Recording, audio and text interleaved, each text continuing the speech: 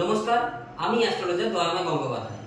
বিবাহ বিবাহ এমন একটা বন্ধন যেটা হচ্ছে একটা অভাবনীয় পরিবর্তন। সেই পরিবর্তনের আগে আপনারা অবশ্যই জটক বিচার করে নিন। আপনারা দেখুন চতুর্থ ঘরে কি রয়েছে। চতুর্থ ঘরে রাহু বসে নেই তো? আপনাদের দেখুন সপ্তম ঘরে দেখুন মঙ্গল বসে নেই তো? বা সপ্তমে মঙ্গল এবং রাহু একসাথে বসে নেই তো? এই জন্য আপনাদেরকে জটক বিচার করতে হবে। জটক বিচারের জন্য আপনারা কিন্তু অবশ্যই পাত্র এবং পাত্রী, ছেলে এবং মেয়ে দুটো যে জন্মছক, সেই দুটো জন্মছক কিন্তু আপনারা জটক বিচারের মাধ্যমে সেটা কিন্তু আপনারা পরীক্ষা করে নিতে পারেন, ম্যাচিং করে নিতে পারেন। না হলে এই বিবাহিত সমস্যা বিবাহ হয়ে যাওয়ার পরে তাহলে কিন্তু অনেক রকম সমস্যার সৃষ্টি হতে পারে।